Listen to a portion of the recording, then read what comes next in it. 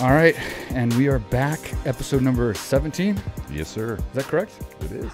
16 was Luke Rockhold. Yeah. Wow. Unbelievable, man. So we are getting these things going, and good podcast today. I think we have some good stuff to talk about, big news, and stuff that I can actually chime in on, you know? Yeah.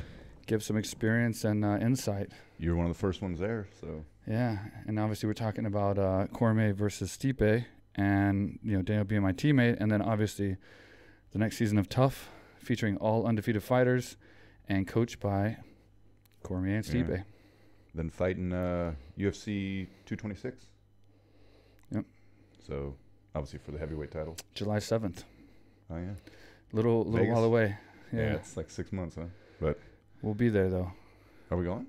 Yeah, why not? We'll say we are. Is that the World Series of Poker? We always plan to. That's the end of the World Series of Poker. So the World Series of Poker will be all of June, and I think the main event will be through right there, July 7th, like around that. Well, don't they have November 9? That's the final That's table. the final table. Well, you might be in that, so Yeah. clear your schedule, buddy. We'll just hopefully there's no game on the actual 7th night, and we'll watch the fight, and then I don't know how far the US or the World Series of Poker goes into July now. It used to be primarily June, and then the beginning of July. I don't know like how far. Well, it's been like What did you years since I've been there.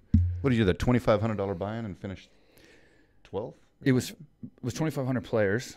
I paid 1,500 actually, and I was sponsored by Full Tilt Poker. So Did they pay half too? Or? yeah, so Full Tilt Poker would sponsor me into the events. So they would sponsor me in whether it's a 10,000 buy-in, 1,500 buy-in, 2,000 buy-in, or I can pay myself and get all the money. And then what would happen is if they sponsored me and paid the money, I would have to split my winnings with them, amongst many other perks I had with Full Tilt. Yeah. Until they crashed and we lost everything. I made money off your Full Tilt. You remember that? I don't want to talk about that whole thing because that was one of the roughest financial parts You were doing all right. of my life. Do you remember when Full Tilt went down? some of those big games we played when you injured your knee? My knee, yeah. We were doing like big games. God, I want to say, but it's gonna sound pretty douchebag. If We won't say, but I was playing some pretty high stakes. But I will say, so the one you were talking about was I played the World Series of Poker. One of the games was a $1,500 buy-in. Of course, I paid myself $1,500, and I think there were 2,516 players. Shit. And I got 10th. Now that sounds great. We have more subscribers than that.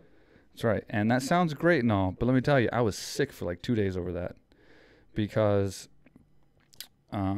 that's, if anyone knows about poker, that is the bubble for the final table, of which it would have went up. I made like 34,000 or something. It would have went up to like 50, 60,000 just to last one more person. Did they pay you in cash? Yeah. Actual straight I think cash, so. homie? Really? No. I think they gave me a check. How do you not know? Shit, I don't know. I can't remember, It's a dude. pretty significant part, I would assume, Hopefully in this is working right. your financial life. I think they gave me a check. I think it was from the World Series of Poker the casino. I don't know, dude. They gave me the money. It was 34,000, and That's nice. it was nice. But I was sick because I was one player from the final table. Let me tell you how bad this was. So I'm sitting there. Some of the AKA guys were there, and they were railing me, as you call it. Railbirds. Dude, I played with Phil Hellmuth. I played with Humberto.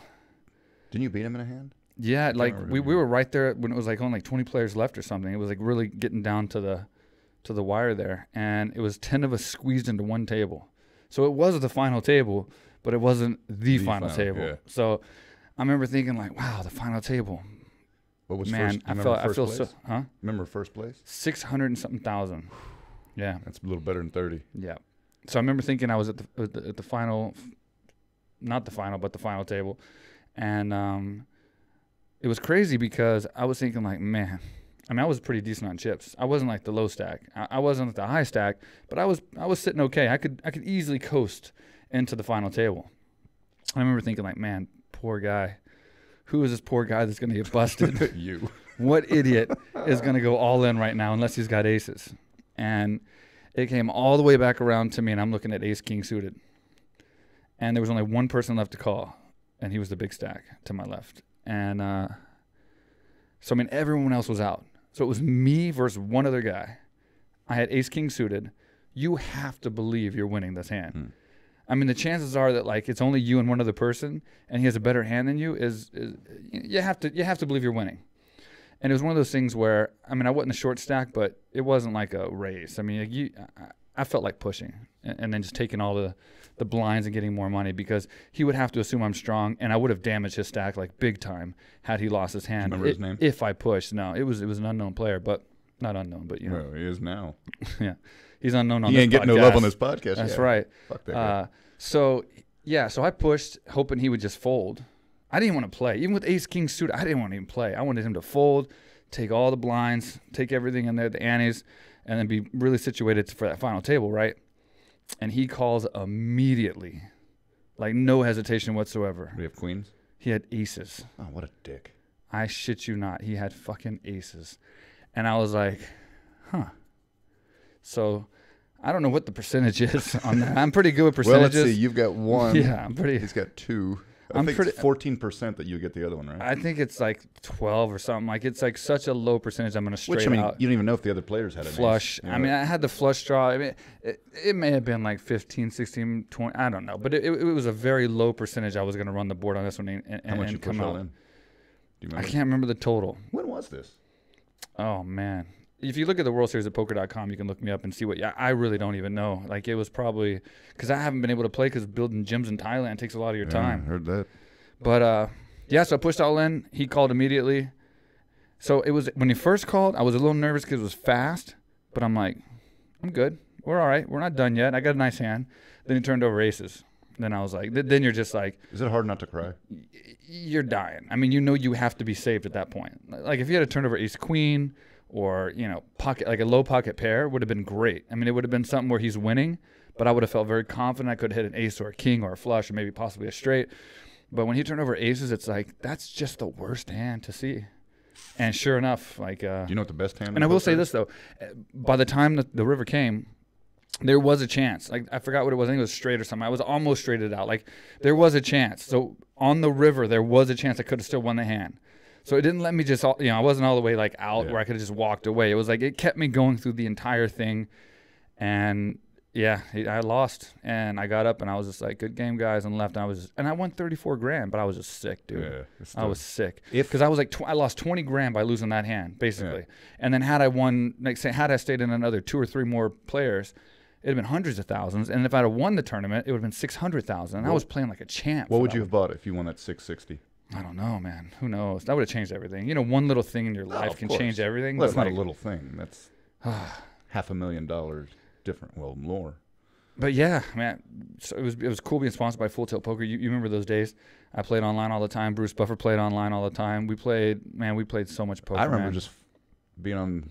You were in California. I was in Houston, and just talking shit to everybody. That was that was a lot of fun.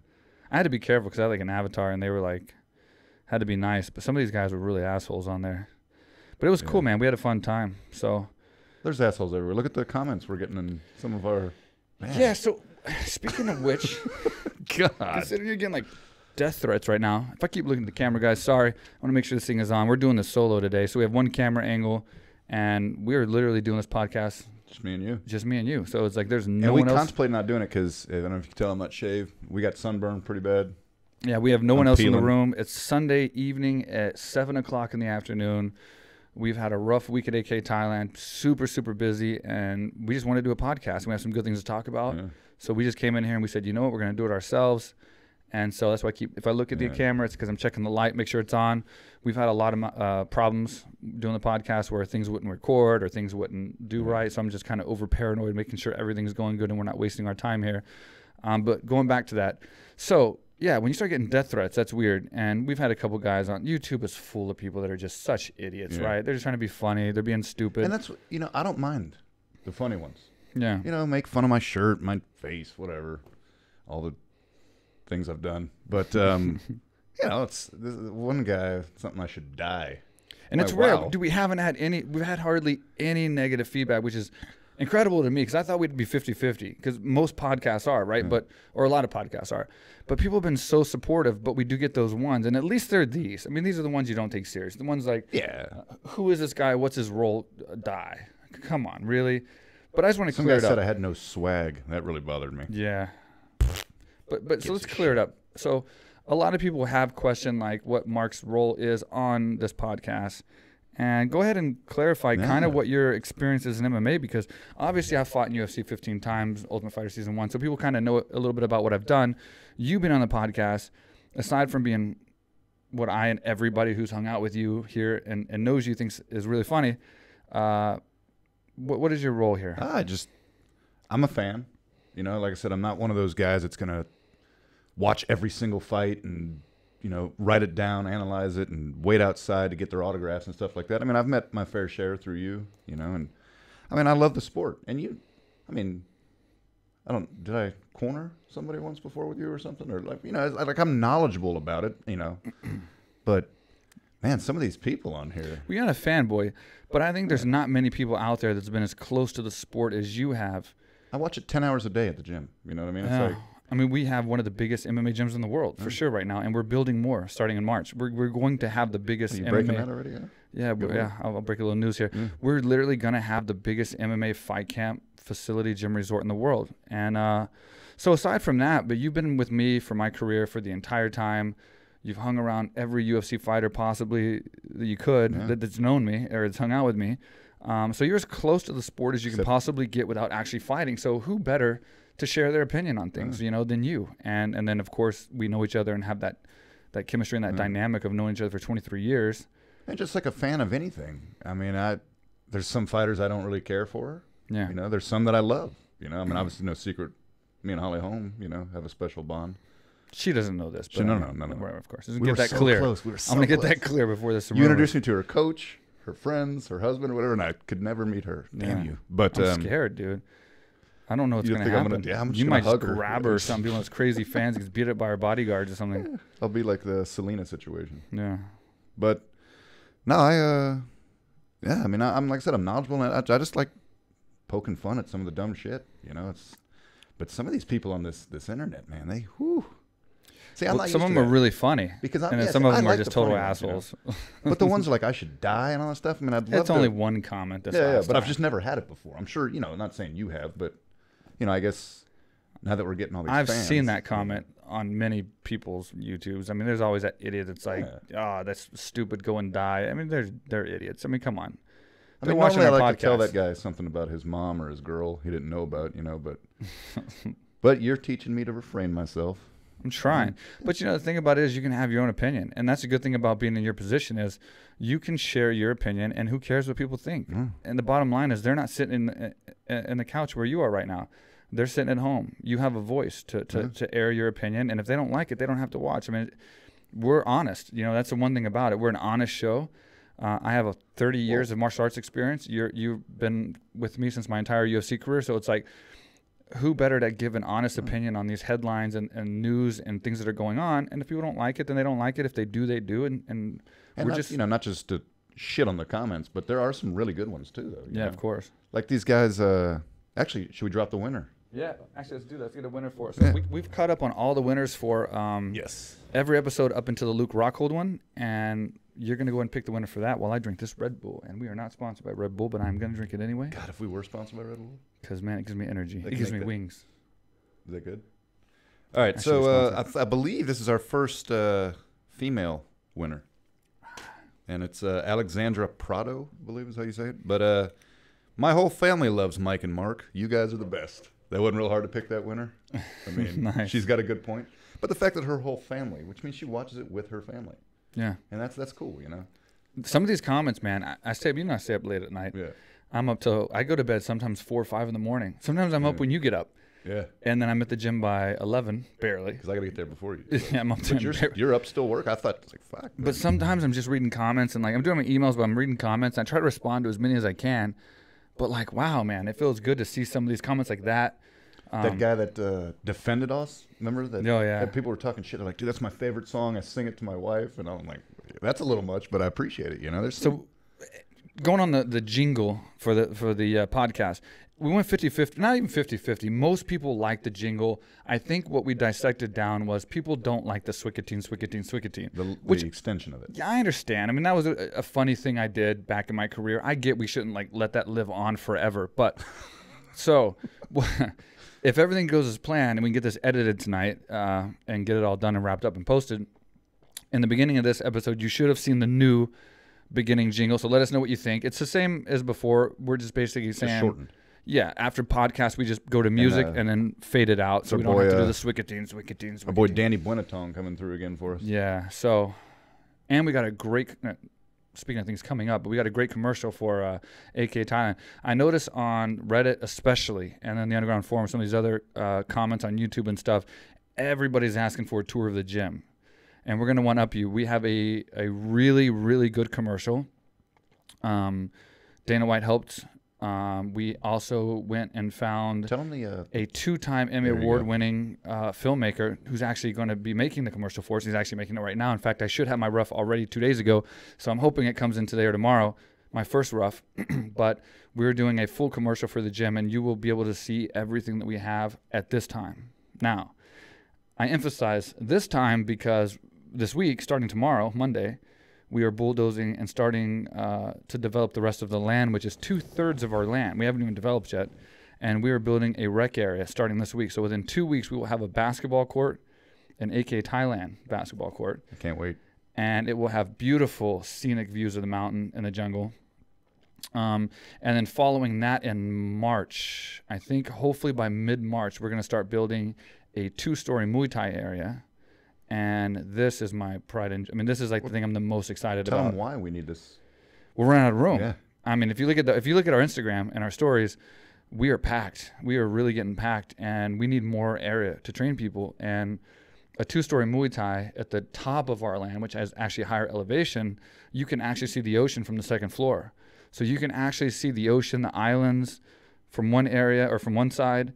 From the other side, you see the mountains, which is beautiful mountainscape with depth of jungle between, the gym and the mountains.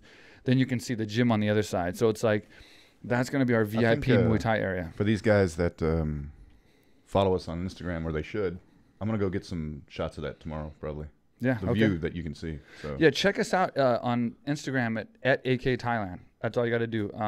What we did was we built, or we didn't build, but we put albums together of the stories. So you can actually find out almost everything about the gym just by going to these albums. So we have countries, which we just started a couple of days ago, and we've already got like 20? 16, 18, something like that, 20. So what we're doing is we're interviewing people. We're not interviewing, but we're showcasing people that are training at AKA Thailand right now and where they're from. So it could be Sweden, Iran, Denmark, Russia. We got Austria, Taiwan. So many different countries, because we want to show that there's so many people at our gym right now from all over the world that came for AKA Thailand. So we have an album specifically catered to just people from different countries. We have the flag, and they talk about where they came from. We have an album of testimonials, so customers basically saying what their thoughts are of training at AKA Thailand. So some funny stuff in there too. Yeah, so you can kind of see what it's like to train there. And then we also have celebrities. Of course, all the celebrities that came and trained at AKA Thailand. We still have a lot to add to that album, but obviously Dana White and Mark Hunt and Luke Rockhold and Mikhail, our new Russian comedian, we'll talk about in a minute, and many other celebrities that came to AKA Thailand, and Gina Rodriguez, one of our favorites. Wow. When she was on, did you do the one when she was on Ellen? Not Ellen, but it was the one with Ryan Seacrest and Kelly Ripa. And she's always going on these big major talk shows in America and boosting up AKA Thailand. She loves the gym, and she texts us afterwards, and she's part of our family. So she's awesome, and she's she was supposed to come back. Sucks. December, she's shooting her schedules like crazy now. Yeah, or the TV she's show. a Golden Globe winner. You know what I mean? Like she's. Did you see her rap battle, Gronkowski? By any chance? No. And I've seen a rap battle before. Maybe that who I don't know him. I know him, but I don't know much about him. No, he's NFL. So I probably saw that and just didn't know who it was. Yeah. Oh, Patriots. Yeah. They're in the news right now. Why is that? Well, I do know that they're in the Super Bowl. That's what sport is that? Football, I think. I will admit, man. Football Americano. Your other sports game is pretty. That's why you're here too. It's not just MMA, man. You keep me in line. Like we have Dan on the show. You can move Ariel into Awani, I want to go head to head with him about his Knicks. Yeah, I'm done. I love basketball. That's why we're putting the basketball court in there, and that's finally something for me. Because y'all know damn well I'm not going to train. It's just funny that I know nothing about other sports but still beat you at basketball. That's incorrect. That is incorrect. Guys, we're going to show you guys on Instagram, and we'll put videos on our YouTube channel. that'll show you that I literally can beat this guy at horse. Impossible. And horse is just an easy game that I can play. No, because I don't know all the other rules. Your old home court with that shitty ass backboard. That's how you cheated. You shot because you shot it off the backboard. It didn't give. It didn't bounce off it. It stuck and then went straight down, no matter how hard you threw it. It's a backboard, not a back trampoline. It's not supposed to give. It's supposed to give. That's the point. Oh, well. And it doesn't matter. I didn't go to the store and say, hey, can I get one of those backboards that don't give because I'm going to beat my friend. Because they wouldn't have believed you. It's not a master plan. I just went out there and beat you every day. And what? I wasn't allowed to shoot threes because your elbow hurt. Dude, I'm a fighter, bro. And my elbows, I got 5 elbow surgeries. Okay, I wouldn't let me dunk. I can't throw from the back. You wouldn't let me dunk?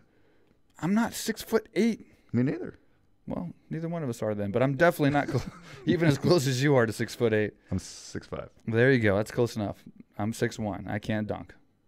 But I can beat you at horse. That's all I'm saying. And do you remember when we went and played at the Rec? In, what was it? The Rec. The YMCA or something, and you got picked in front of me just because we're a fighter. And I'm like, you guys picked the worst fucking basketball player you could. I probably won that game too. No.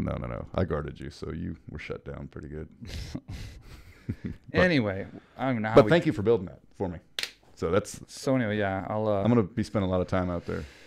Well, it's good for the guests to get some sun and we're gonna build some pull up bars and dip bars so our alpha males can get out there and show off and do their pull ups and I actually want to too, so I can get some sun at the same time. If I can mix my workout with getting some tan, I'm all about that. I've driven around That's Phuket gym tan right there. We do laundry. We're set, dude. Cabs are here. We only got one thing to fill.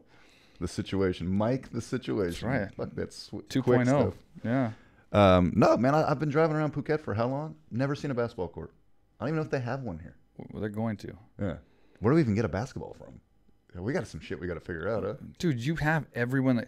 Let me explain how Mark works. We have people that come that actually contact AKA Thailand to come train here. They don't know anything about anyone that's at AKA Thailand aside from our podcast and social media and stuff like that.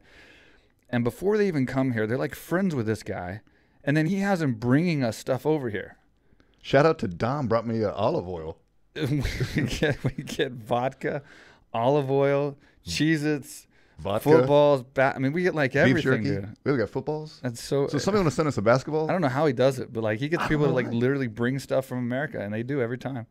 So we'll get someone to bring a basketball unless we go back.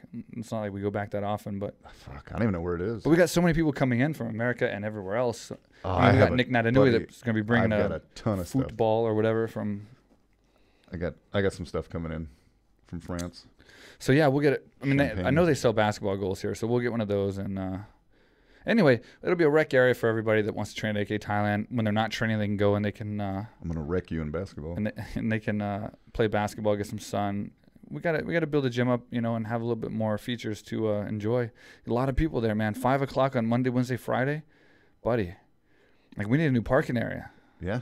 How crazy was that this week? It was ridiculous. We had to move bike just to get. Obviously it's kind of boring to talk about, but it's just how crazy. Fuck. What can we say? It's busy as hell. Yeah, so it's cool. Anyway, so a lot of new updates. So those of you who are asking about the gym and the facilities and the tour, we will be showing you that very soon. Hopefully we can break it on the podcast first once we get this guy to finish making the final product. And we'll hopefully put it on the podcast, and then maybe we'll have a podcast out there of you and I playing one-on-one.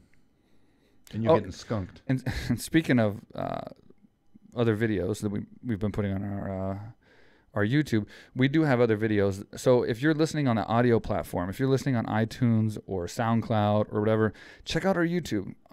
We definitely have a lot of other videos, mini casts that don't make it to iTunes, they don't make it to SoundCloud or whatever, and they're still good. We get the most views on some of these other videos. How many views? Like Luke talking about DC got 60,000 or something like that. Dana White had one, I forgot which one, was 80,000. So we're getting a lot, chopping them down a little bit, and then also stuff that has nothing to do with the podcast, like me going into the snake pit with that is so dumb, dude. and then me sparring with Mikael. I don't want to mess up his name. It's Gulistan. Gulistan, yeah. I don't want to mess it up. Apparently, the dude is hilarious. Super famous in Russia. We don't speak Russian for shit, but he was still funny. Yeah, I speak enough to get by. That's it. But this Mikael, he's like the Kevin Hart of Russia. This dude is seriously. He's 7.5 million followers on Instagram. People were coming to the gym when we started making stories because we spent the day fishing, and we went out in the bay. We fished all day. 7 dudes. We caught 1 barracuda. Or what was it? Mackerel. Spanish mackerel? Whatever it was. We caught 1 mackerel. And, well, I don't eat seafood anyway. So. And then we ate like I ate chicken. Yeah. I went on a boat, fished all day, and ate chicken. Chicken of the sea? Because half the barracuda they made sushi out of, and I don't want that. Yeah. I mean, I'm not a sushi guy, but I definitely don't want like bloody barracuda or not barracuda. I don't eat seafood for mackerel. shit. And if I'm going to, like if I'm dying and I have to, it's going to be cooked. Or tuna or something. It sounds more like or not common. Something that doesn't look like. Anyway, But anyway, so thank you for taking us out there, by the way, guys. The big. So we got to go and spend the day on the boat, which was incredible. And then we had this Russian comedian actor who's one of the most famous actors and comedians in all of Russia, Mikhail. And he, I mean, you watch this guy on YouTube. He's performing in front of Putin and stuff. I mean, this guy is like literally one of 2 of the most famous actors and comedians in all of Russia. And he's a mutual friend through friends of ours that come to AKA Thailand all the time. We're back and forth from Russia to AKA Thailand. And so we're out there on the boat with this guy all day long. And, you know, we didn't understand everything he said, but he was really funny. He's really animated. He is really funny. Kind of get that Jim Carrey, what's the word I'm looking for here? Like humor that's using his body. Well, I know he just doesn't care. Term. Yeah. I just can't think of the word. But so he called out Khabib, and I gave him the Khabib headdress, and he called out Khabib in the showroom, and then me and him had a little sparring match, which he put on his Instagram. Actually, on his Instagram, I got like 2 million views. That's fucking incredible, dude. That's a lot of people saw I got like 130 or 40,000 on mine, but man, Can we put it in here and show them? Yeah. So what we'll do is we can show that right now. So for you guys that aren't on the audio platforms, you're lucky because you'll be able to see this little sparring match between me and Russia's Kevin Hart. And I don't remember who won. Yeah, it was close. I like the part where I levitated him and then just dropped him, and he just like like a bag of potatoes, just right onto the floor of he was the 4'9", the ring. Anyway, so if you're watching on YouTube, we'll play it right now. If not, guys, head over to the YouTube. You can check this out. And actually, it's a video on YouTube. You don't have to even come to the podcast, which I hope you do. But we actually have its own video, so you can actually just watch the video of us sparring. But it's actually pretty funny. So we'll play that right now.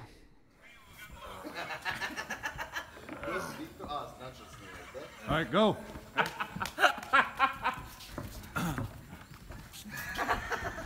Ломай его полностью, брат, газон. Пошел. Не full mount.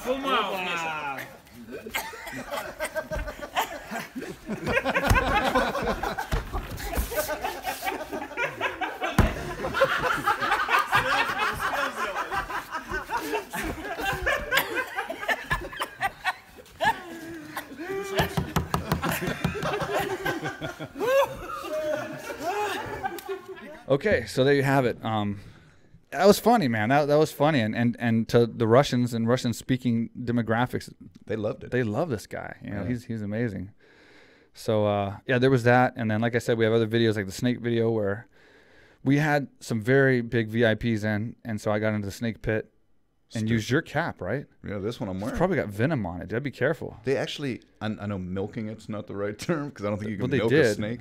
Or a bull, by the way. Well, I like how they milked the snake after I went in there and let it strike. What is it called when they get that venom out of the teeth? Milk it. There's no way it can't be called milk. 100%. When you do. Well, they don't do that with the fangs. With a teat or a breast. No, they don't milk its teats. No, so that's why it's not called milk. They milk it. Guys, if we're wrong about this, leave a comment. But I guarantee you, it's called milking. I'm 99% it's not sure. called milking. 100%. So anyway, go ahead. So I get into the snake pit. You give me your hat so I don't die, and I let the snake strike at me. Because I'm an idiot. I mean, come on. I've been in there a bunch of times, but that was pretty close. The second strike was real close. Explain the gentleman that worked there that was holding all the snakes. How many fingers did this guy have? I don't know. Maybe like 4, and 2 were wooden. And I'll say 2 were wooden? Yeah, and I'll say he had so many scars on his like body. And I guess when a cobra bites you, it like melts your skin. It looks like he just got burnt, like by acid everywhere. Like his fingers. And that didn't help me, man. He looked like the guy at the stadium with the big foam finger. Yeah, that was just him. Like he couldn't help it, you know. It was bad, man. He could only pick you up at 4. You know? And I'm not like, I get people are gonna be like, oh man, these poor snakes, they live a horrible life. You shouldn't go in there and support that stuff. But it's like they're fucking snakes, and like People kill snakes all the time. These snakes kill things all over the island. We didn't make boots out of them. We didn't kick them or like beat them up, and they're being fed. People have pet snakes in their house in these little bitty cages like this. It's like, it's not like a support, you know, confining animals, but if we're going to be at a snake show with VIPs and, you know, you pay the guy enough and he lets you in there. They weren't harmed at all. It was entertaining for me to go in there and almost die for you. What's crazy is they would actually, go into their own box. Like, they would, I don't know. I guess I don't speak Thai. I don't know what they told the I'll snakes. say, though, when you look down at a cobra and it's looking right back in your eyes, that's a scary-ass feeling, dude. You can literally feel your heart. Well, like, I bet. Yeah. Well, that thing can kill you. I know. And you think about that. That's the point. Huh. Yeah, I'll knock that off the list anyway, of things I'll never do. We've done a great job about talking about everything that we plan to talk about for the show. We have not covered a single topic so far. Guys, we're the worst at covering topics and ending the show. So the point of the show was... Should we talk about Cormier? Maybe we talk about the whole point and not everything but... Well, let's start with our congratulations. Okay, let's do it. I mean, congratulations to you, buddy. Congratulations to you. All right. That was a weird handshake, but fuck it. Let's tell everybody why we just congratulate each other. We have hit... The exact number, I think, is 1,061,000, 64,000. I mean, I think it probably went up 4,000 while we were I didn't talking. just look 5 seconds ago. I think something like 64,000. Well, you got all this Apple products. No, but the thing is, over a million, and we literally started it July 23rd. 6 months ago, 3 days ago. Yeah. Wait, no, 6 months and 3 days, technically. The 25th. Well, the 25th was the first time we ever did a podcast. Right. The 23rd is when we started. No, it's upload. First time we uploaded one. So our channel was born. The first time people could actually see a video was the 25th of July. We got 1 million views. And it's the 27th, right? Yeah. Of January. So we've been 6 months in, 2 days over, and we've hit a million views, 64,000. Yeah. So not only do we hit 1 million views, a couple days ago actually, we blew past it. I mean, it's not like we're 1,000,001,000, 1,002,000 a couple days later. We've hit 64,000 views since then. You'd think we'd have a sponsor by now, you know? Yeah, maybe we should like ask for sponsors. Maybe isn't that what you do as a podcast? Yeah, you're supposed to get sponsors. I mean, we've totally got Apple that products. Dynamic. Lamborghini, I think you would take as a sponsor. I'd take a Lamborghini. That's my dream car. Is it wrong that I would take Jack Link's just because I want some beef jerky? It is, yeah. I think Slim Jim. 1 million views, dude. We've passed up Jack Link's, dude. Like getting free jerky. Yeah, we're beyond jerky now. Now we want who's that celebrity that sends steaks out? Oh, I'll take a steak. George Foreman. I'll take a steak. I don't think he flies them out here, but yeah, we might should think about getting sponsors. So yeah, if you want to sponsor us and like have us like wear your. Speaking of which, I'm a huge fan of The Rock. Jesus. I'm not sponsored by him, but I'm a huge fan. So I'm gonna rock his shit today. You gonna rock The Rock shit? I'm rocking The Rock shit, and I wear it when I work out all the time. Gives me extra motivation. You gonna do it when Luke Rock holds We've met a couple times. You and The Rock? He's commented on the old Instagram. He had, and you were jealous. God. You were jealous when he commented on my Instagram. I wasn't jealous. I was just sick of hearing about it. No, you were jealous, dude. I was proud of you, man. That's pretty cool to have The Rock. Like I get excited when Chuck Liddell likes my post on Instagram. I met him a couple times, and like he trains. He knows Jay Glazer. Obviously, he trains in LA. But I commented on one of his posts, which was on his page, and I just said, "Great show, Ballers. One of my favorite shows, hands down. It's one of the best shows on TV." And then he went back to my page and commented on my latest picture, which was pretty cool because he could have just like liked the comment or replied to it. And he was like, been following you in Thailand. You're doing good job, champ, something like that. Whatever it was, but like, like you don't have it tattooed on your arm. It's on my wall. Yeah. I framed it, but it's like, yeah, he's the man, dude. He works so hard, and it's like he's an inspiration because, man, he's just he's an athlete, but he works so hard. He works out every day, and I know how hard that is, man. After a full day of work, even at the gym, it's hard for me to get that 1 hour in or that hour and a half in at the end of the day. But he works out really hard. He's constantly doing projects, movie after movie, show after show. So huge inspiration, man. So if I can support him and wear his gear, I'm gonna do it. You said Ballers, which by the way you completely stopped watching with me and watched on your own. Yeah, I can't help it. But you know what show might be good? The Ultimate Fighter, the undefeated. That's right. So what you're saying is we should get back on track. I think, I mean, we're going to talk 4 hours about The Rock and Holly Holm. We can go on and on. At least mine's a woman that I'm obsessed with. True. So anyway, well, first Cormier versus Stipe. Wow. Yeah. I didn't see that coming, and I know Daniel, and I haven't talked to him since this whole thing got announced or anything. But wow, I mean, to come up and challenge a heavyweight, I mean, why not? And Kane's coming back too. So and Stipe wanted a big money super fight or something, I guess. So that's it. Way to get the pound for pound best fighter in the world. I mean, That's I think not Daniel Demetrius Cormier. Johnson. Yeah, I mean, Daniel Cormier's beat everyone. The only fighter he's lost is John Jones, and yeah, John Jones is arguably one of the best in the world. But unfortunately, he has failed. You know, he has failed. So, be it that's the reason, or be it maybe it wasn't the reason. Maybe he would have been the best fighter in the world even without ever failing a test. We don't know. But as far as clean fighters who competed and never been caught, Daniel Cormier is one of the best that's ever lived. I mean, the guy's beat everyone. Not that I've seen the show in the last 11 years. You're on, obviously. Did you know you were on season 1? Yeah, I kind of remember that. You do? Yeah. I don't see these two like talking a whole lot of shit to each other as some of the coaches do. Buddy, let me tell you something. If Daniel opens up, he's not going to talk shit maybe to Stipe. Stipe's pretty cool. Yeah. But he has a personality and a half. Oh, it's great. This is where he's going to get a spin-off and like live the rest of his career doing reality shows. He is seriously one of the funniest guys in the gym, like bar none. His commentating and all the stuff he does for UFC, like I've said it before, even during the podcast, it doesn't do him justice. He is actually hilarious. Well, even when he did here, like he's so funny. I mean, I get he was doing more of an interview style when we had him on. Yeah. But yeah, he's hilarious outside of the gym. I mean, or the few times I've met him, it's not like him and I are hanging out together. He's hilarious. And this is a man, I mean, we'll go back a little bit to 220, but this is a man that's been through enormous highs and devastating lows. I mean, there's a lot of things that's happened to him in his life that a lot of people don't know, right? Yeah. Things that I probably couldn't get over. I know exactly what you're talking about. But things that like I would have a hard time pulling my life together and like even functioning, more or less keeping a smile, joking, pursuing a career, and being a champion and being a great father, a great husband. So to know that and to really know the details, like, man, he is an extraordinary human being. And like I posted that picture on Instagram with him after he won the belt, and he was like on his knees crying kind of, and you could see Dan in the background looking at him, and it's just like such a powerful picture, man, because he deserves it, I mean, he really, really deserves it. Great ambassador of the sport. Absolutely, man. Which, since that was 220, do you remember Mr. Joe Rogan mentioned you? Yeah. Big shout out to Joe Rogan. Yeah. Big fan of his podcast. He's the king. I mean, let's be real. I mean, he's the king of podcasts, and he has a lot of guests that I'm not as interested in, but I still watch the podcast because he's so good at it. He's good, yeah. He's the best. And even the guests that like are talking about things I'm not interested in, I just can't help but listen and watch. He's just so good, But yeah, so during the Almeida fight, I think it was. Yeah.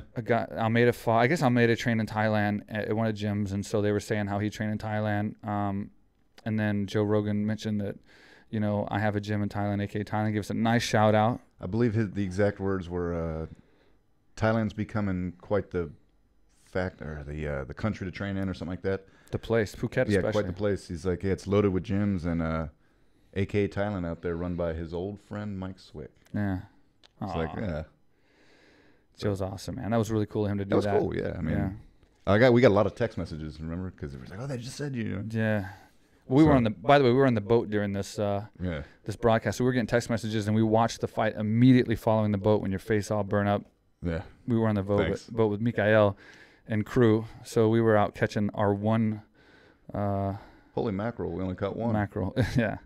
But anyway, getting back to it. So he had a great fight against Volcom, and he did what he does. I mean, he's right. He said they were on the same level, but really they're really not. I mean, Volcom's coming up, and he's going to be a great fighter, but DC's just on that level, and he didn't even get to grind and be himself. Right now, the Stipe fight, he's going to have to. He's going to have to really be himself and grind and use everything he's got, jumping up to heavyweight like that and fighting such a tough guy, and then going into the Stipe fight, man, hats off to him. He fought Ngannou, and Ngannou's a powerhouse. He was coming and throwing the leather in the beginning of that fight, and Stipe caught a few good ones, man, and he landed a few good ones, but he just weathered the storm and kept taking him down, and the way he put pressure on him. The difference, let me just go and break this down, though. If you watch that fight, Stipe put pressure on top of Ngannou and held him down, shoving him with his elbow into the back of his head to put all of his weight on top of him, to make it really hard for him to get up, and he couldn't get up, and he was just exhausted, but he wasn't causing as much damage as he could. The difference between him and someone like Daniel Cormier can put that kind of pressure not necessarily with that same technique, but cause an enormous amount of damage at the same time. Yeah. Look at the vocal. So I think if you look at those two fights, if you see Stipe versus Ngannou and Daniel Cormier versus Ngannou, I think Daniel Cormier finishes Ngannou. I think. I don't think. No, I'm not saying that's Ngannou's ever going to fight DC. Who? No. I think he finishes Ngannou for sure, especially when Ngannou started getting tired the whole last half of the fight or whatever. Daniel Cormier would have finished him, I think, 100%. Now, that's not to say how the fight's going to go with Stipe. That's a whole new dynamic and a very interesting fight, and it's going to be very explosive. I wish it wasn't so far away. Yeah, no, but hey, we get a full season of Ultimate Fighter. And let's talk about Speaking that. of that, man. Speaking of that, I mean, everybody's seen the show. I get it. You know, I've obviously known you while you were on it, of course. But, like, I never really asked you, like, is it weird being having cameras 24 hours? Like, I don't know. Tell me about it. I mean, like, I'm sure they want to know, too. Like, did you get paid? Yeah. Yeah, we did.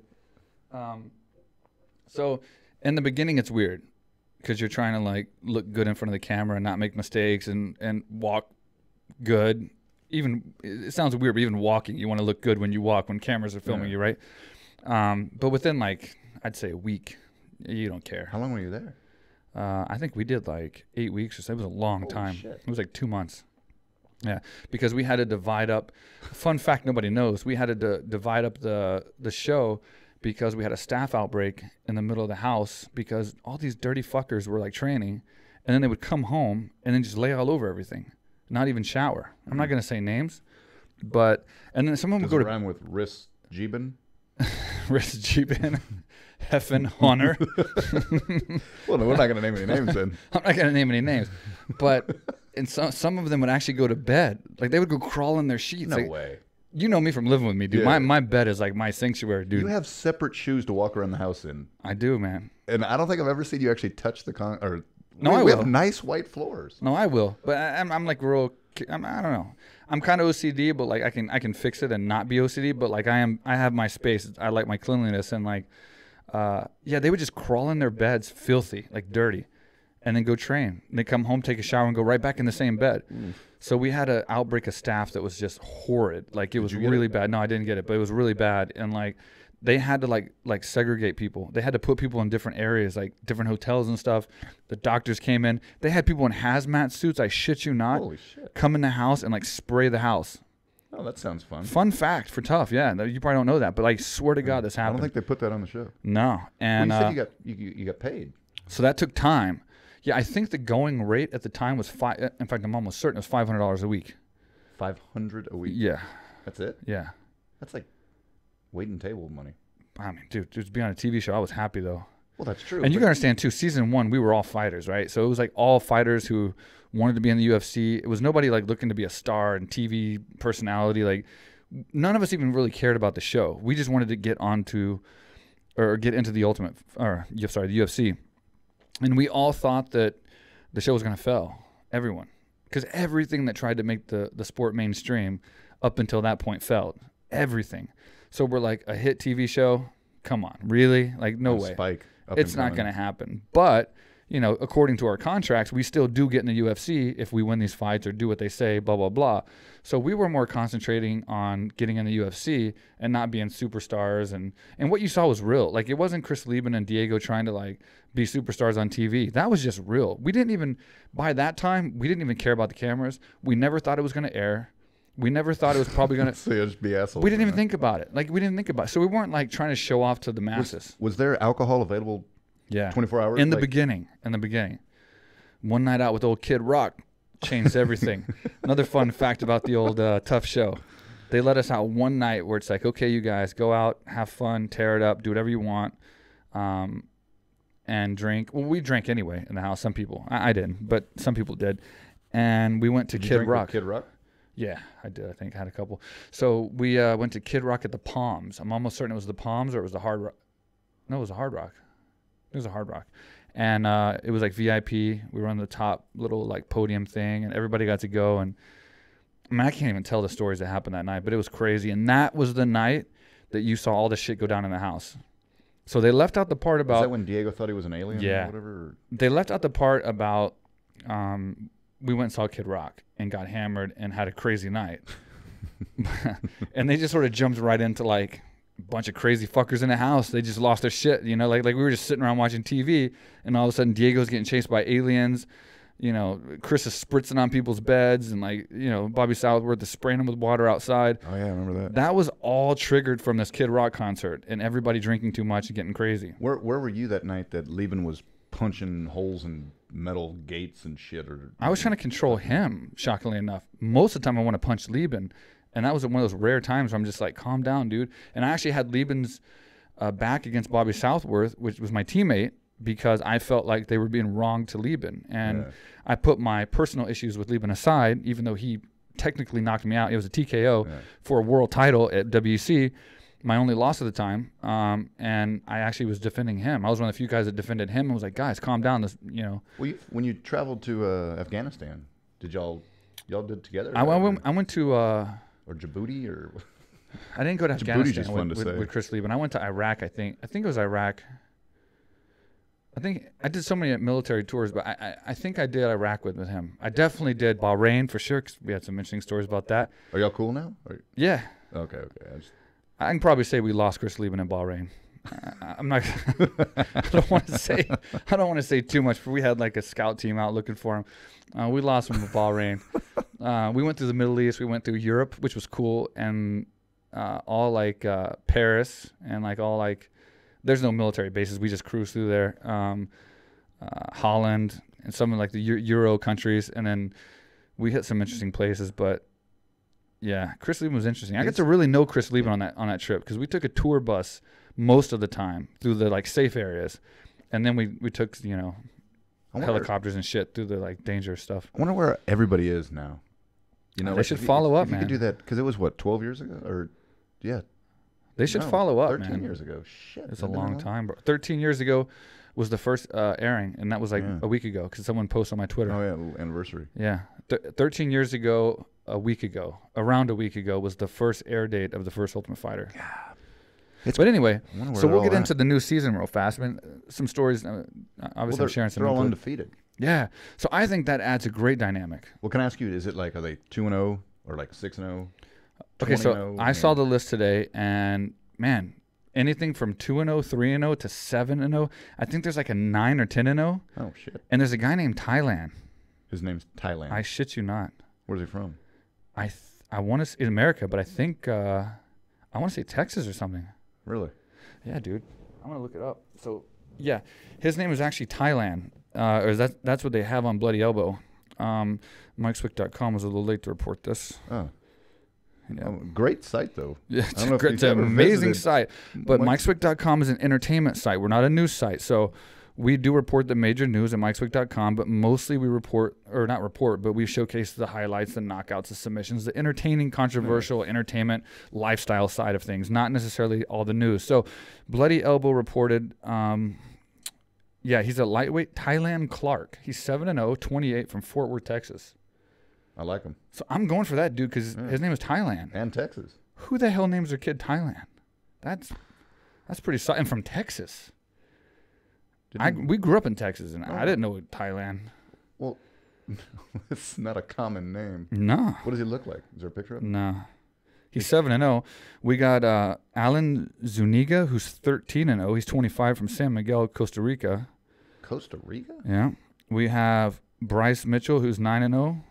Not a bad record. We have Tyler Diamond, 9-0 from California. I'm not even going to say it. Jay Cusinelio. Now, he's from Dublin, Ireland. Or no, he's from Malaga, Spain, by way of Dublin, Ireland. So he's probably going to get super famous. And then I could say his name. I could join that cast. I'm undefeated. Oh, stop, buddy, stop. Anyway, I just want to say this adds a really, really interesting and really good dynamic to the show. So I haven't watched a lot of the Ultimate Fighters, I'll be honest with you. This is Tough 27. Holy shit. So we were one. Well, we don't get it here. I mean, it's not like it's... No, but we can get it. We can watch it. But I just want to say that... so I was on Tough 1, and this is 27. So it's been 26 seasons. That's got to be up there for the reality shows. Like, how many reality shows has been around for 27 seasons? Yeah, but it's not like it's... I mean, Real World's probably at 50. Yeah, but that's one. I'm saying, like, how many have there really been? But there's more than one a year, so... I mean, obviously it has to. But I'm saying until they get canceled, like how many shows have really stuck around? You got Cops, you got Real World, you got Amazing Race, you got Big Brother. But aside the major shows, like how many really have stayed around for 27 seasons? Not that many, bro. I can't. Yeah, because it's 2 a year. They did pretty good. Yeah. Not a bad concept. I mean, you put guys in a house and they beat each other off, as Dana White said. They did beat each other off. That's what he said. So I'm gonna call him on that one. But that's pretty interesting. But let me just explain why I think this is a good dynamic. So Bob Cook always told us when we were looking at our opponents, like we would always, as we were coming up, whoever it was, whether it's small show or UFC, they'd send us a name. We'd look it up on SureDog and look at their record. And one of the big factors was, have they lost? Like, have they lost a fight? And why that was important was, especially if they had multiple fights, like a lot of fights, why that was important is we would always, like Bob would always say, Bob and Hav, they would always say, you know, if they haven't lost a fight, they don't know how to lose yet. And at first you're kind of like, how to lose? You don't have to learn how to lose, right? But you do. You kind of do, right? Once somebody's lost a fight, they kind of know it's okay. Because losing a fight's not the end of the world. We all know that. Anyone who's lost a fight knows that. At the time, it's the end of the world, right? How many fights do you have before you lost one? 5. I was 5-0, and then I fought Lieben for the world title at WC, and he beat me. That was your first loss ever? And somehow, no, I lost as an amateur, but I had like 22 amateur fights, and I lost one of those. And so it wasn't like a lot. Damn. But losing to Chris Lieben launched my career, because from the loss to Chris Lieben, that got me an Ultimate Fighter. I lost to Stephan Bonner in the final fight of Ultimate Fighter, and that got me into UFC. Then I went on a 5-fight win streak in the UFC. So it's like I literally got my start in UFC from 2 losses back to back right in front of Dana. So don't give up. You know, if you lose, it's not the end of the world. What did you say you weighed 205 on there? No, I didn't. I know you didn't, but is that what you said? Yeah, well, that's the only choice I had. Well, look at like a Florian. Dana's like, he didn't say this, but he's probably thinking like, I just watched you get beat. You want to be on the show? You're a 205 pounder. And I'm like, I'd be a heavyweight. I don't give a shit. I'll do anything to be on this show. I just lost. I mean, what have I got to lose, you know? I'm like pressure washing driveways and bartending. What the fuck am I going to do, you know? Just kind of curious. I don't know. Just to go back, I don't know. I'm just kind of, I don't know. I just really want to know. Like just little shit. Like, how did you get food? People just brought you? I mean, did y'all go shopping? You couldn't leave. Remind me to get back on the dynamic, because we always get off track. Yeah, sorry. Remind me to get back. Remind me about the food, actually.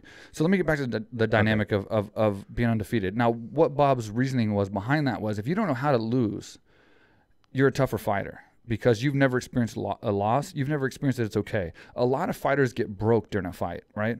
So a lot of times when you see these submissions, they're not really submissions. They're like fighters who are broke, fighters who want to get out, and they give an arm or they give a neck, and then they're like, oh, I just got caught. In reality, I'd say like a good percentage of submission victories are people who gave up, people who were ready to get the fuck out of there. They were getting beat, they were tired, they were hurt. They saw the fact that their opponent was fresh or stronger than them, and they just wanted out. So they just gave an arm, they gave a leg, they gave a neck, and got, beat. So if you have a fighter who's never been beat, he hasn't experienced losing yet, and he doesn't want to. So that gives him a little bit of an edge. He's a tougher opponent. So, I get the fact that this is an exhibition. Yeah, it doesn't count. Toward their record. Scenario, but at the same time, they don't want to lose, right? There's still fighters who've never lost. So be it an exhibition or pro result, it doesn't matter. They don't want to lose on TV. So I think it adds an extraordinary dynamic. I think these guys are going to fight their asses off, and I think it's going to be a great season. I'm going to watch the entire thing for sure. Not just because Cormier, but yeah, I don't know when it starts actually, but this will be probably one of the better ones in a while. I heard, I haven't seen a lot of them, but a lot of them were stagnant and stuff like that. Do you miss the challenges and stuff? Like, I used to carry coaches and couches. No. And I begged Dana to end that. I forgot who else was with me, but I was always telling Dana, let's forget these challenges, man. Let's just fight. We're here to fight. I hated him. I got almost moved from the show because we were carrying Randy Couture on a fucking sofa at the beach or whatever, the lake, Mead Lake or whatever it was in Las Vegas, and I tripped on a rock. So let me tell you how smart the crew was on Ultimate Fighter. The sand in front of Lake Mead was covered in rocks, right? Yeah. So what they did to clear that off so it didn't trip was they picked up the rocks and they threw them in the water. Oh. Yeah, but the racetrack was into down. The water. Yeah, it was down on the beach. Then we had to go in the water and come back. So we just tripped over all the fucking rocks that they threw from the sand. So I cut my whole leg was cut up. My pants were cut up. Everything was cut up. And like, I was like, dude, I want to make it to the end of the show. And like, I don't want to like lose the show because I get cut up with rocks, you know? So eventually they caught on. And then, you know, I will say, fun fact too, they never told us we were going to, well, at the beginning, we thought we were going to fight. Then they told us we were going to do these challenges. And then we weren't going to fight till the end. Then midway through, as we were walking into the Ultimate Fighter training center, we saw the red and the blue corner chairs being painted. So then we knew. You knew it was time. We had an idea like, okay, they're not painting corner chairs unless we're going to fight. And then I think that day or whatever, they announced, okay, you guys are going to fight. And God, you didn't fight forever on that show. I fought the last fight of the show. Yeah. The very last fight. That's crazy. Some people fought 3 times and stuff or whatever. And yeah. Yeah, it's crazy. So you saying they were scared of you? Or? It must have been, man. Oh, easy. I am. I mean, I was smaller than the middleweights, and I was in 205. I don't know what the hell they were scared of. But going back to what you said about the food, I'll go back to your... oh, yeah. So the food, so when we were in the house, I don't know how they do it now, but we actually got to write down what we wanted, and they got us everything. We could write down steak, asparagus, which was Diego's top choice, coconut water, whatever we wanted. We wrote it down on a piece of paper, and the staff went and got it. That's awesome. That's it. And then we cooked it, ate it. Did y'all have, how many like fridges did y'all have? I mean, it couldn't be just, I know this dumb questions, but it was, like, well, we were getting food all the time, and we had like 16 people in the house. So the food was going fast. It was going super fast. But we would like order steaks and everything, man, and they would get it. So sorry to hear that. We got taken care of. Yeah. Wish we had that here. Yeah. Well, if somebody's going to send us steaks. Yeah. Might be disgusting by the time it gets here. Probably would be, yeah. But if you're watching this in Thailand, you want to ship one over. Got some Australian beef, or a little bit of Japanese Kobe beef. Yeah, so, I mean, it was good. It was good. I'm curious to see, because I haven't seen a few of the episodes, or sorry, a few of the seasons lately, so I'm curious to see where they're at now. Like what house and like how it's changed since I watched it last. Too, since you were making $500 a week or whatever. I wonder what they're making now. Probably not much different. It's got to be something more. I mean, that was 15 years ago. It's a sacrifice, though. These guys are trying to get in the UFC. But you still got to pay your bills. I mean, a lot of them have kids and shit, so it's got to be. It's a sacrifice, though, man. Yeah. Oh, I hear you. Now we got Dana White's looking for a fight. We got the Contender show. I mean, there's a lot of ways to get in the UFC. And speaking of which, there's 500 and almost 600 fighters in the UFC active. That's crazy. You know, out of the thousands that have ever been on the roster, do you know what number you are? Top fighter of all time? You remember that show they did? Oh, top fighter of all time. Yeah. 165? 161 or 160 something. Something like that. Yeah. That's not bad for out of thousands of people, you know. Now, see, most people will be like, yeah, I'm the 161st or whatever it is, best fighter of all time. I dissected that down like by weight class and by like gender, because that was like including females, that was including heavyweights, that was including like every fighter in every weight class.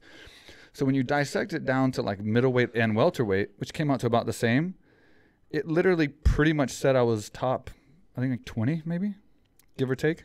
It's not bad. 20th welterweight or middleweight or 25th or something of all time. I like when they do stupid shows like that. I'll take that.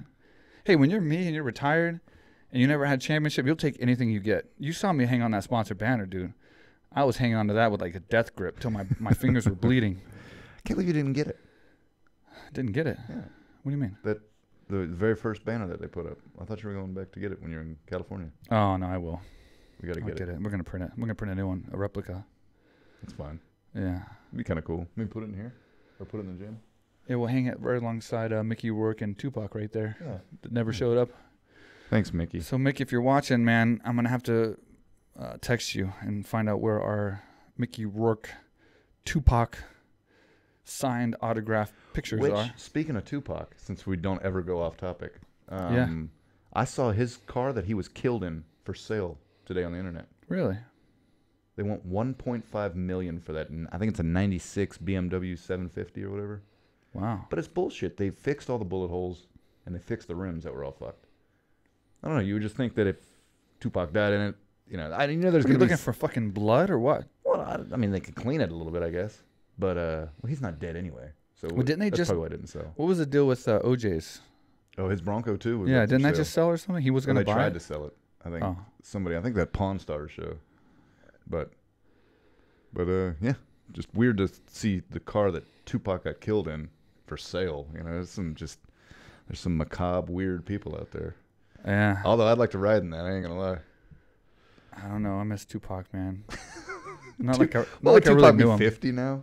Probably. He'd be cool as shit, though, dude. You think so? Oh, hell yeah. You think he'd be wearing skinny jeans and glasses with no rims like all these other rappers? I don't know. Look at rappers these days got like pink hair. It's changed, man. Dude, they look like... We went to Thailand, dude, and the game is like completely changed, I think bro. once we left, man. Everybody, yeah, they're all little something. Little... I think there was a little Yachty, little Uzi Vert. It's different, man. I'm not saying it's bad. Shit. I'm not trying to like get the rap community against me, but it's different when you're used to. Because we listen to still at AKA Thailand, we still listen to like Tupac and like T.I. and like 50 Cent and Eminem and all the old school stuff. Nobody. And when you flip it on hip hop now, it's like, what? Like the greatest rap song of all time is Crossroads by Bone Thugs and Harmony. I don't even know what that is. I probably know it. Talk to me. If I heard it, I probably know. You like Candy Paint Shop or whatever. What? Ice Cream Paint Job? Yeah, that's horrible. That is an amazing song. That's horrible. It's about painting a car. It's fucking amazing. It's the worst song ever. But anyway, Crossroads. Y'all can attest to this. Anybody who's leave ever a comment. Heard music. Yeah, dude, Crossroads is the best rap song of all time. Guys, leave comments. I'm really gonna go back and answer all these comments and communicate and have conversation with you guys. So like, if we say something wrong, if you don't agree about what we're saying about the new Tough season, if you want me alive, if you want Mark alive, or if like, you know, what your take is on Daniel versus Stipe, like leave a comment and we'll communicate on there and we'll like go back and forth. And I enjoy it, man. I really do enjoy it because we work hard, we work all day, but I don't sleep much. So at nighttime is my computer time, and I love going on there, man. You guys you're always leaving a ton of comments on these podcasts, and like I appreciate it. There's some hilarious ones in there. There's some really funny ones, man. My blue button, dude was. Hang on, there's one. Hold up, we keep talking about the outtakes, and I just read it. Nathan Linsky or something. That guy always fucks me up. He's cool though, man. And you know what he did was on the podcast, not this one, but the previous one. I think it was the one with Dana. The one we gave the recap on Dana coming here. He was like, because we went on about the outtakes being hilarious. Because you think it's hilarious. I think it's offensive and controversial. You think it's hilarious because you think you're funny. But he said it's horrible and let it go, quote unquote. He said let it go. And when you look at our podcast, it is the least watched video. So maybe he's right. Not only do I want to get, but I don't understand, how do people know it's so bad if they haven't seen it? So how is this like? How do they know? Try it? Try it, guys. Just try it. I guess fuck them. I mean, what can it's you the do? worst. It's the worst video we've ever done. It doesn't matter. It hasn't even broke 1,000 views. It doesn't need to. I'll catch it. I'll get it up dude. there. It's so bad, I guess. So see, we covered the million views. We're not looking at our cheat board right now, by the way. I'm just twisting my neck over here to the side. Looks like you're looking at that cheat board. I know, but I'm just got a crick in my neck. Oh, man. Okay, so anyway, we covered all the main stuff. Yeah. One thing that happened recently at the post presser, this isn't on the cheat board. You can attest to that. This is just out of my head. Yeah, because I have to write everything for you. Right. My handwriting's like bad, dude. You saw my handwriting. I can't write, dude. So one thing that's interesting to note is our boy Khabib is fighting Ferguson for the undisputed championship.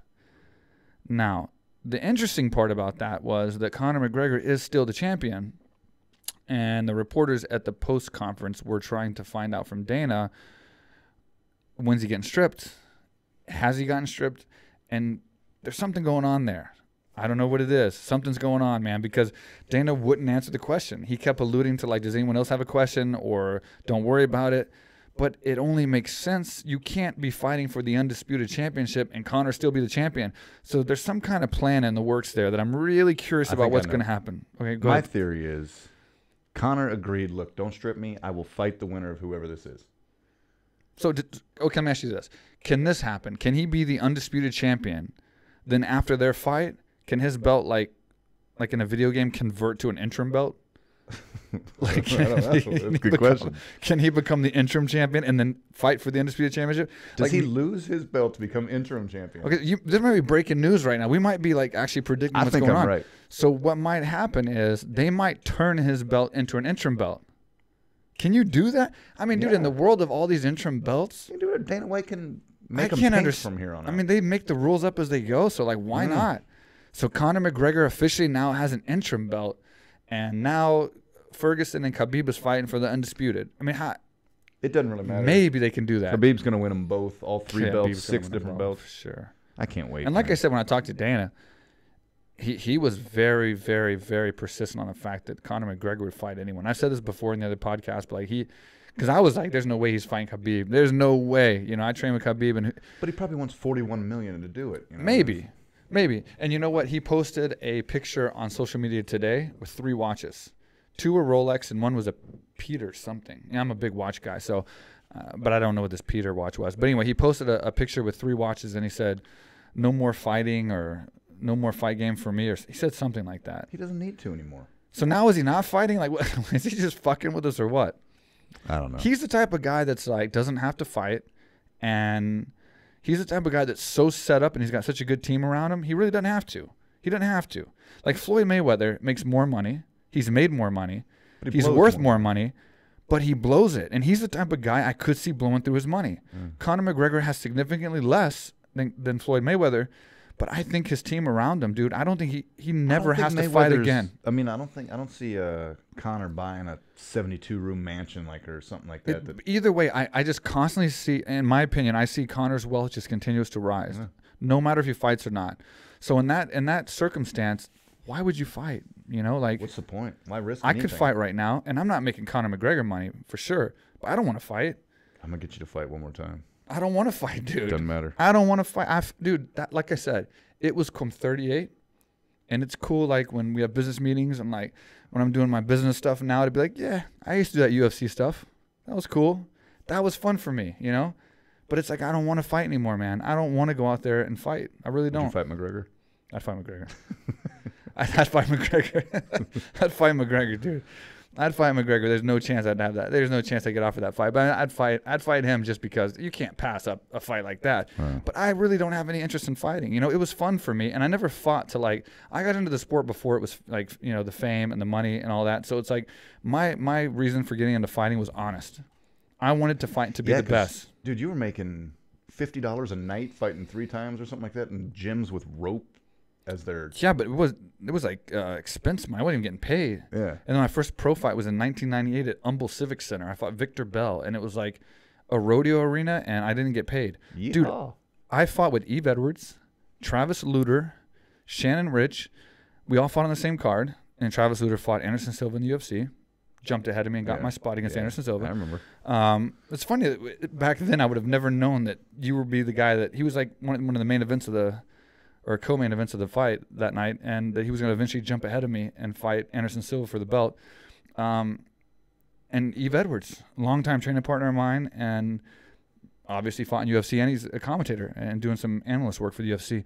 So it was a historic first fight, and the promoter bailed.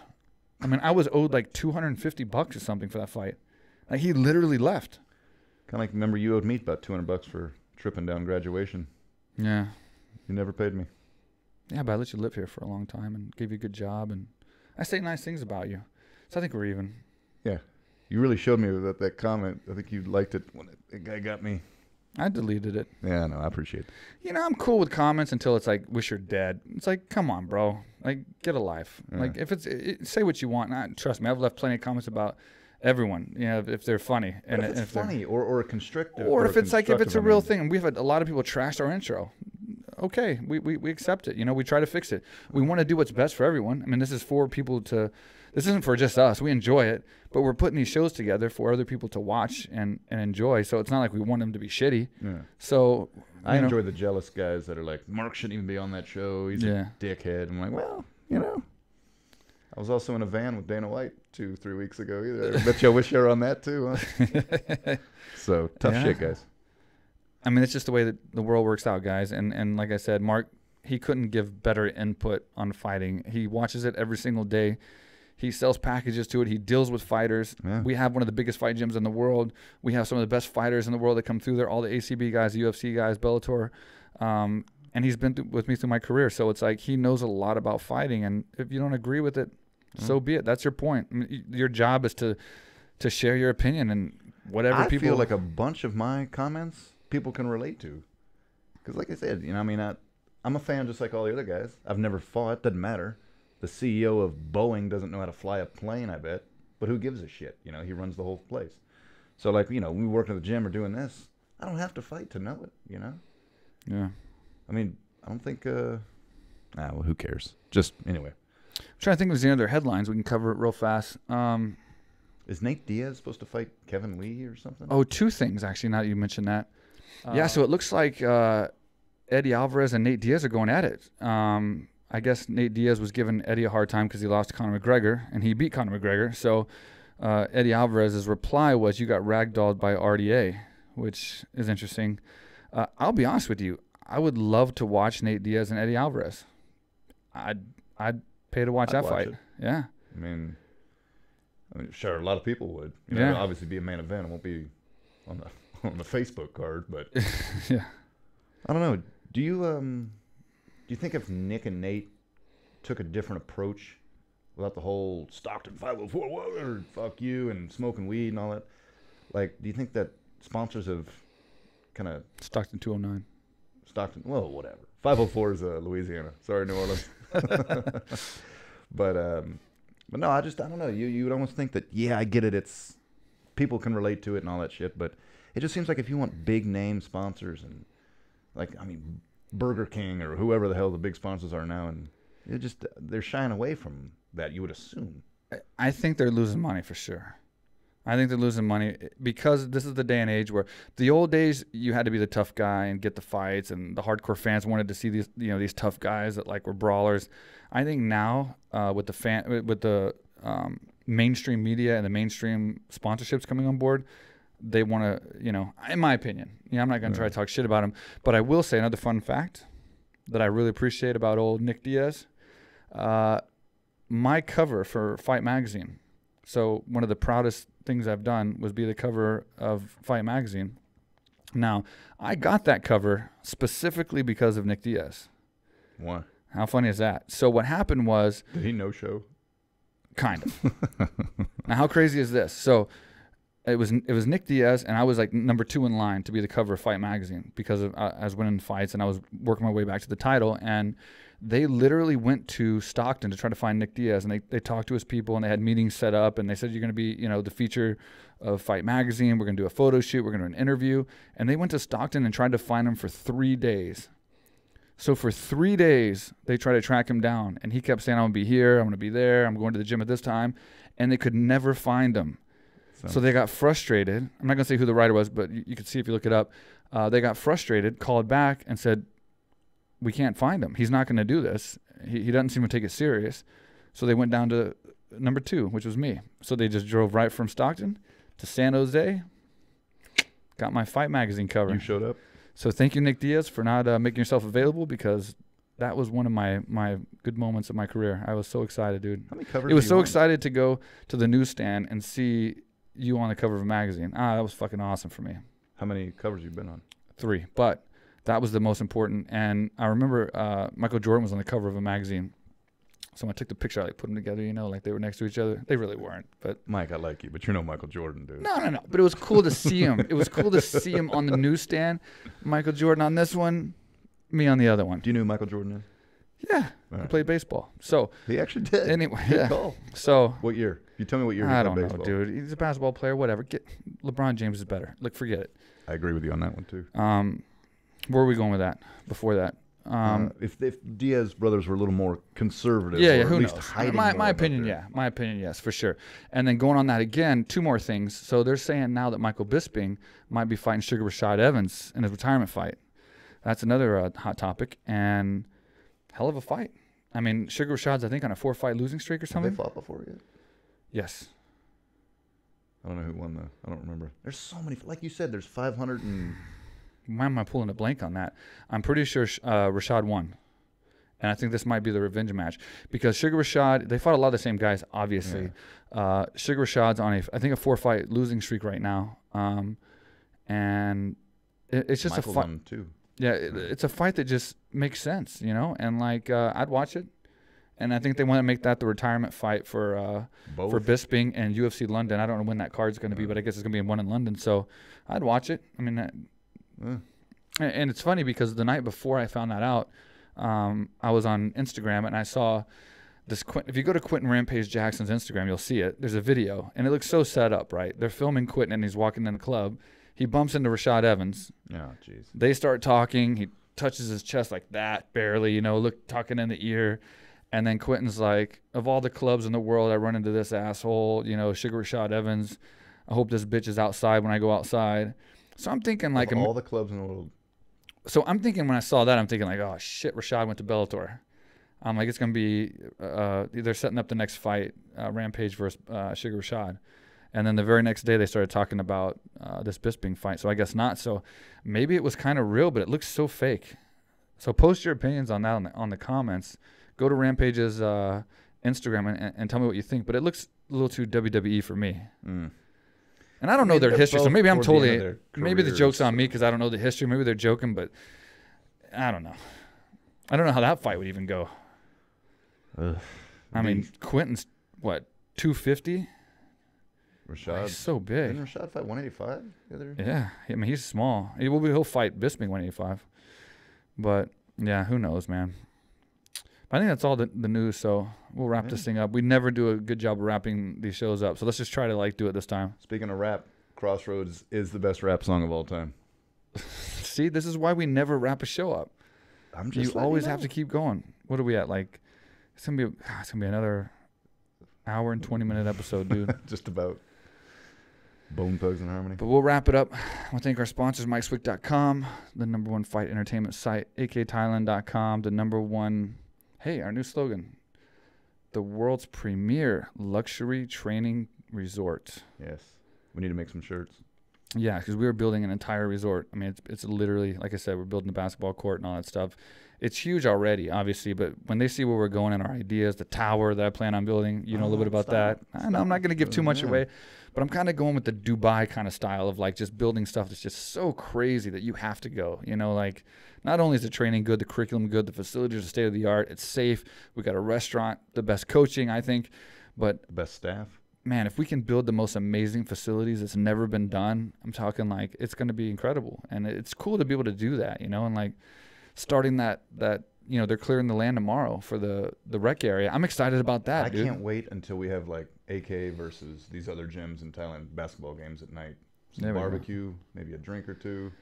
Horse, though. It has to be horse. I don't know what the others. I don't know all the rules for the other stuff, dude. Yeah, well, you're not going to play. Passing and all that stuff. Dribbling? I don't want to do all that stuff. My God. Just HORSE. You're a professional athlete, but that bad at...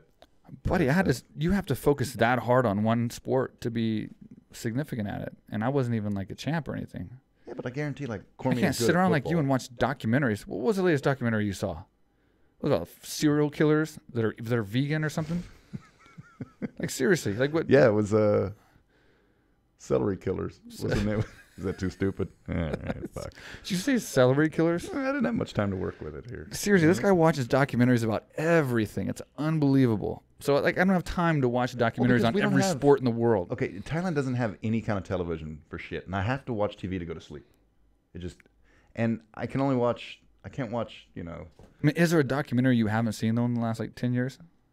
You've watched every one, I think. I've watched them on some weird shit. Yeah. Anyway, you follow all the sports, so not only do you watch sports, you watch the documentaries about them, so you get all the extra details. That's why I'm extremely intelligent. On that note, let's go ahead. I'm not just good looks, Michael. Oh, is that it? I've got some important stuff to talk about. Well, I can't wait to see it. It works. Except for the guy that wants me to die. I watched a documentary on that guy. Yeah. Well, cool, man. All right, so we'll end the show now. We got another show coming up. We'll be doing another podcast, full episode, with one of my buddies here. Yeah. He fights for Bellator, Noad Lahat, Neo. He's trained alongside me for 10 years at AKA headquarters. He's in Vegas now. Really, really good jiu-jitsu guy. Cool as hell, too. He's super cool. So we'll have him on here in a couple days. He's here training right now at AKA Thailand. So hopefully in a couple days, 2 days from now, maybe we'll have him on, and we'll talk about Bellator, talk about his fighting career, talk about old school AKA, and kind of reminisce. A lot of you guys have asked me two things. They want to see the tour of AKA, and they want to see up-and-coming fighters and kind of feature some of these guys that are coming up. He fought in a main event in Bellator in Israel. So he's as up-and-coming as you get, you know what I mean? And he's a young fighter. He's done really well for his career. He's fought in the UFC. He's fought in Bellator. So we should be having him on the show in the next couple of days, and we'll keep these rolling.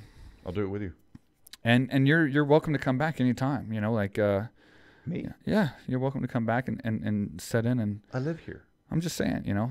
Yeah, I'll make it. You're welcome to come back if you want, or I can just do it with other people, you know, guests. Okay. Some of the people want that. Assholes. All right, man. Well, I want to say thank you to all the people at Reddit and Underground Forum, all the people leaving comments. Thank you so much. All the people, period. Over 1 million views, man. Thanks, guys. 1,064,000. Yeah. That's pretty crazy. Did you think when we decided, because we're not wrapping the show up again, but I don't give a shit. We're the worst at it. Did you think when let's talk about when we decided to turn this room into a studio. Let's talk about that real fast, the history of this. So I remember it was an empty room, and I just said, hey, man, let's just do a podcast studio, and then we could just do it. If anyone cares, they care. If they don't, they don't. Did you imagine in 6 months we'd have 1,064,000 views? Just on YouTube. That's not counting iTunes, SoundCloud, all the audio platforms where most people listen. He actually wrote on the board. We have another board that we put all of our AKA business on in the living room. And he actually made a little Mark's motivation for the podcast out of 10. Yeah, I gave you a 3. They had 3 or 4. No, it's 3. And now it's a 10. Man, I didn't think people gave that much shit about us. Yeah, he wouldn't get motivated. I'm like, dude, let's build a podcast studio, and then we can reach the world with all of our stories, bring people in from the gym. And he was like, and then he went and watched the documentary. Is that how it went down? Dude, I have it on there right now. I'll take a picture of it and put it on this damn podcast. The motivation level was a 3 I put for you. And then I said, what'd I say? I put July, it was 23rd. Yeah. July 23rd, it was before our first episode. And I put January 23rd. And I said, let's see where you're at by January 23rd. And I guarantee you it's going to be better than an 8 or 9. And where are you at? So let's go ahead and get the official motivation. I'm a solid 9. See? Yeah. I was right. 10 if we just get some better lighting. I mean, we've had so many people on the podcast that actually came here already. So that was pretty cool. Like Dana. Who would have thought we'd had Dana on the podcast, and he would have came, and we'd filmed another like kind of mini cast with him. Javier. Luke's coming. Luke's fighting next month in Perth. And Luke just texted me. He just put a story out last night that we did for AKA, talking about coming back to AKA Thailand. But he's coming, Javier's coming, and Bob Cook's coming. So we're going to do like a AKA reunion. Wait, man. It's going to be some good times. Yeah. We're going to tear it up in here. Javier's great to go out to dinner with. He's fun. I love the guy. All right, we're going to wrap it up for good now. And thank you guys for tuning in. And we appreciate all the love, all the support, all the criticism. If there is some, we want to make it the best show for you guys. So just let us know what you think. And we will try and fix it, make it better. Bone Thugs and Harmony. If I have to get rid of this guy, I mean, I'll do it if I have to. Wow. All right. No, I'm just kidding. I'll never get rid of you, dude. Aw. 23 years. Come on. Well, you're welcome. I could have gotten rid of you a lot of times already. I could have got rid of you. I'm just saying. It ain't just a one way. Okay, this is weird. All right, guys. Take care. Thanks for watching.